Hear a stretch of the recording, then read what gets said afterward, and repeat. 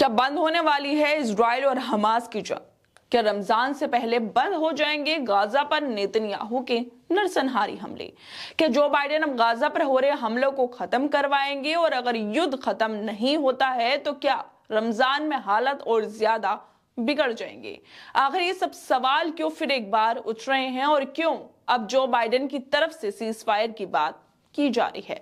दरअसल Joe Biden ने रमजान और फिलिस्तीन इजराइल युद्ध को लेकर एक बयान जारी किया है, जिसके बाद ये सभी सवाल उठने लगे हैं।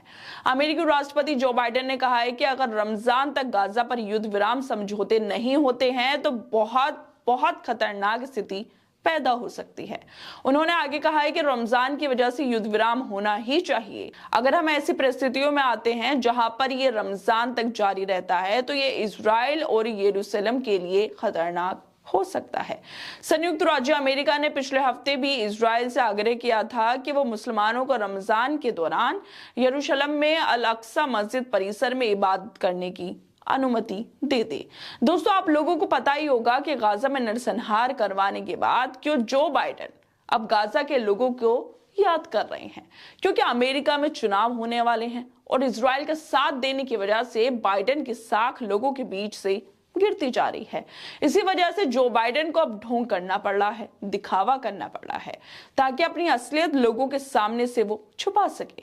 अगर उन्हें गाजा के लोगों की इतनी ही चिंता थी तो क्यों 30,000 लोगों के मरने के बाद उन्हें सीज फायर की याद आ रही है? गाजा के लोगों के पास खाने को नहीं है, भुखमरी का ये आलम है कि लोग घास खा रहे हैं, लोगों की मौत हो रही है। ऐसी ऐसी तस्वीरें, वीडियो सामने आ रही हैं कि आप लोग रो देंगे, अपने आंसू नहीं रोक पाएंगे। लेकिन नेतन्याहू जैसे लोगों में से इंसानियत खत्म हो गई है, जब तो गाजा के लोगों का नरसंहार किया जा रहा है। अगर जो बाइडेन को इतनी ही चिंता हो रही है तो क्यों नेतन्याहू की वजह से इजराइल को वो गाजा में नरसंहार करने के लिए हथियार भेज रहे हैं? क्यों जो बाइडेन इजराइल को बम, मिसाइल और पैसे भेजना बंद नहीं कर देते हैं? क्यों बार बार वो युद्ध विराम को लेकर इजराइल के लिए वीटो पावर का इस्तेमाल कर रहे हैं? कितनी दोहरा चेहरा है ना इन लोगों का। एक तरफ युद्ध विराम की बात कर रहे हैं और दूसरी तरफ नरसंहार के लिए नेतन्याहू को हथियार भेज रहे हैं।